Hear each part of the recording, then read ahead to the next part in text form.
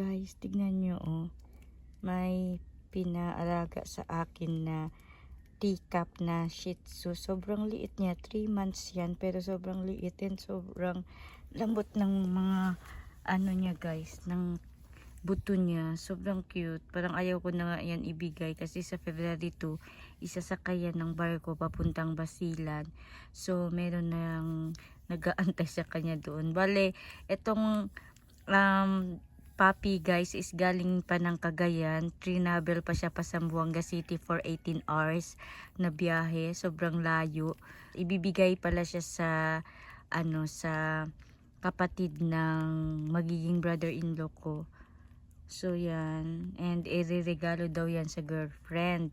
So ayan, ako muna ang pinaalaga kasi sa February 2 pa pupunta ng Basilan yung yung brother-in-law ko para ibigay niya sa kapatid niya yan. So sabi ko, wag na lang sana dalhin kasi sobrang cute and gustong gusto ko talaga ito naming lahat. Sobrang cute yan siya guys, si Moby. Bale, ako lang nagpangalan yan si Moby kasi wala siyang pangalan nung dumating dito. Sobrang liit and na-deworm na daw ito. Wala pa siya na vaccine ng anti-parvo. So sabi ko sa kanila, ako na lang magpa-vaccine habang nandito pa sa akin kasi baka magkaroon ng sakit kasi yung ganitong mga aso guys is prone ito sa sakit, lalo na itong may breed ito, prone yan sila sa mga parvo. So sabi ko ako na lang muna ang magpa-vaccine, then palitan na lang nila kung sakali kukunin na. So, ayan guys. Wala pa to siya na vaccine and kailangan na to siya ma-vaccine kasi 3 months to. Sobrang liit niya guys. And sobrang cute. Teacup yan siya guys. Lalaki yan siya ng konti lang talaga kasi teacup yan. So, gustong gusto ko. Sabi ko nga sa kapatid ko, nahingiin na lang ito. Akin na lang. Or bibilhin ko na lang. So, ayaw ng ng may-ari. Kasi ireregalo daw niya sa girlfriend niya. So sabi ko, akin na lang, ako na lang bibili nito si Moby. And napakatalino niyan guys, kasi kahit ganyan siya kaliit, pag siya ng pagkain, hingi talaga siya. Then pag tinawag mong Moby, siya, na sumusunod siya. Pag tinawag mong Moby, alam niya kung saan siya pupunta. So napakatalino niyan guys.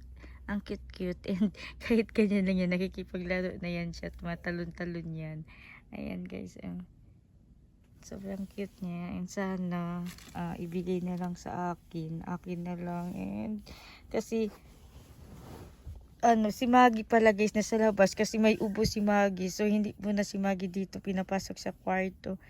Nang isang araw na si Maggie nasa labas kasi dyan lang sa sala, hindi siya pwede dito kasi baka mahawa si Moby ng ubo. Ubo lang naman si Maggie. Pero ngayon medyo konti na lang yung ubo ni Maggie kasi naagapan ko kaagad nung gabi na nag-start yung ubo niya. Napainom ko kaagad siya ng gamot pagka madaling araw. And up to now, may gamot si Maggie. So, andyan yung gamot niya guys. Oh, ayun oh. Ayun. So, hopefully na ma-okay na si Maggie para makapasok na siya dito kasi hindi ko pinapasok habang nandito pa si Moby. February 2, kukunin na si Moby. Sana hindi na lang kunin. Sana dito na lang sa akin. Langga, wag yan! Kinangat-ngat niya yung Langga! Malaglag ikaw! Sobrang liit lang yan guys. And biruin mo, 3 months. Sobrang liit, parang bagong panganak na tuta lang siya. And ang dami na niyang ngipin, kompleto na ang ngipin niya guys. So it means lalaki lang yan siya ng bahagya lang. So sobrang liit niyan. Tingnan niyo, and napakabait ang amo niyan. And tingnan niyo ang mukha niya guys. Lalaki yan siya guys. Male yan si Moby guys. Tingnan niyo naman yan guys. Apo yan, pogi. Pogi yan si Moby guys. Tignan nyo naman yan guys. Tapos kanina nasa labas ako. Kasi dito ko siya nilagay guys. Yan. Yan yung niya, kulungan. Yan ko siya nilalagay. Kasi pag once na umaalis ako, may pupuntahan ako, iniiwanan ko lang yan siya dito mag-isa dyan. Tapos i-open ko lang yung aircon. So panatag ako na okay siya. Kasi hindi siya pwede sa labas. Baka anuhin siya ni Maggie or ng ibang aso. And sobrang liit lang yan. Ang liit talaga yan. Nano yan ang cute talaga guys. So balak sana namin kung ibibigay to sa amin.